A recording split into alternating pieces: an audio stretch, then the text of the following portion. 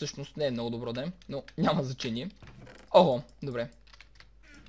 Момент само да не фейлна, че знаете, аз обичам да почвам много добре и после да фейлвам по брутален начин. Та сега да видим, ще тръгнем директно към мидъла. Мале колко се моля, някой да не ме бутне.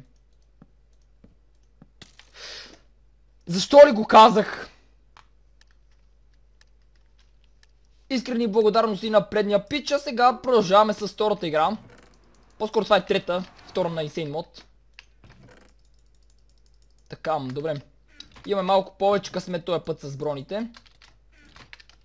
Така. Само че меча... Охо! Отново имаме малко късмет при меча. Така, 52 блокчета.